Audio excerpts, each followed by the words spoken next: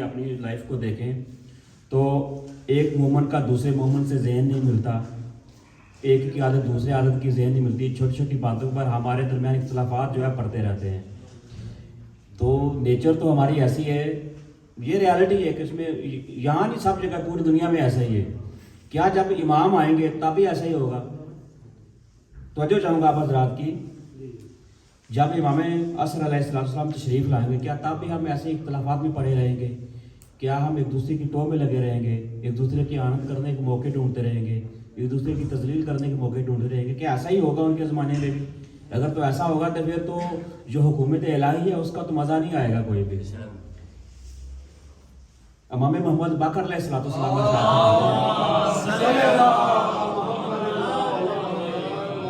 یہ ہم ایسا کیوں ہیں؟ کیونکہ ہماری عقل ناقص ہے، ہمیں ادراک نہیں ہے کہ دوسرے مومن کا مقام کیا ہے، ہمیں ادراک نہیں کہ دوسرے عزادار کا مقام کیا ہے۔ ہم خود کو ہی مومن سمجھ رہے ہوتے ہیں، خود کو سب سے بڑا عزادار مان رہے ہوتے ہیں، خود کو سب سے بڑا منطقت خان اور مقرر اور شعلہ بیان پتن، خود کو ہی سب کچھ مان رہے ہوتے ہیں، دوسرے کی ہماری نظروں میں کوئی اہمیت نہیں ہوتی۔ یہ ریالٹی ہے، کوئی مانے یا نہ مانے، یہ حقیقت ہے۔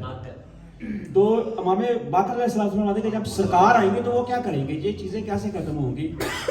تو فرماتے ہیں کہ جس وقت ہمارا قائم قیام فرمائے گا، یعنی وہ ظہور فرمائیں گے، تو آپ بندگان خدا کے سروں پر اپنا فیضان سے بھرا ہوا ہاتھ پھیریں گے، جس کی وجہ سے ان کی عقلیں مجتمع ہو جائیں گی اور ان کے اخلاق کامل ہو جائیں گے۔ یعنی سرکار بس ایسے ایک ہاتھ پھیریں گے اپنی وہاں پر، اپنی رائے پر، جو یہ ہماری عقلوں میں ناقص خامی پڑی تھی ہماری وہ خامیاں سب کی دور ہو جائیں گی، ہمارے اخلاق جو کامل ہو گئے، یعنی فکری اور عملی ارتقائی منازل حضرت کے بعد برکت وجود سے وقوع پذیر ہو جائیں گے۔ تو جب سرکار تشریف لائیں گے تو سب سے بڑا فائدہ ہم کو یہ ہوگا کہ ہمارے سارے اختلافات ختم ہو جائیں۔ کیوں کہ سرکار اپنے دستے ولایت سے ہماری عقلیں کامل کر دیں گے، ہمیں سمجھ آ جائے گا، یہ ادراک ہو جائے گا کہ دوسرے مومن کا مقام کیا ہے، دوسرے عزادار کا مقام کیا ہے، دوسرے منقبت خان، دعا خان، نعت خان، مقرر کا کیا مقام ہے۔ بار محمد وآل محمد بلند تر صلوات۔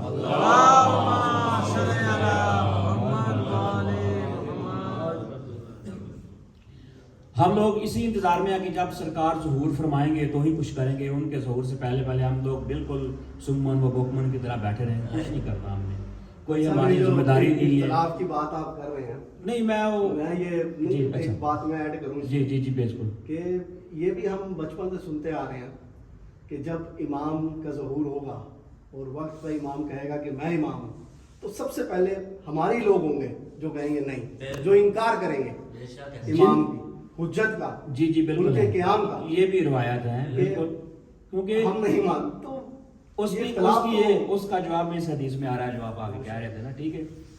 یہ جب صاحب الامر علیہ السلام ظہور فرمائیں گے تو ان کے حکم یا جو بھی وہ ارشاد فرمائیں گے اس کا یقین کیوں نہیں کریں گے ہم لوگ؟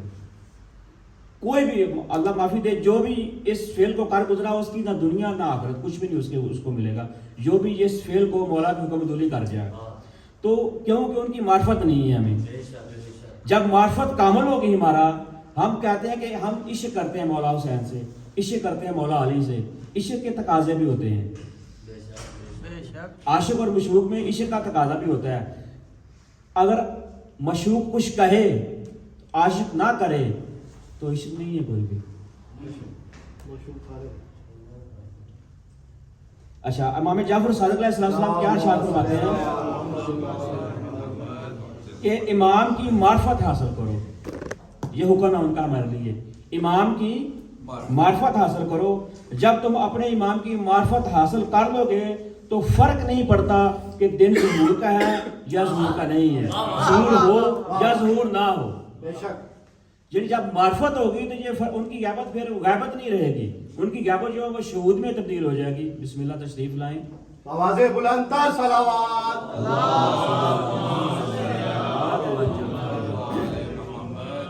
یعنی کہ معرفت اتنی کامل ہو جائے کہ ان کی غیبت نہیں رہے گی، وہ ظہور میں تبدیل ہو جائے گی۔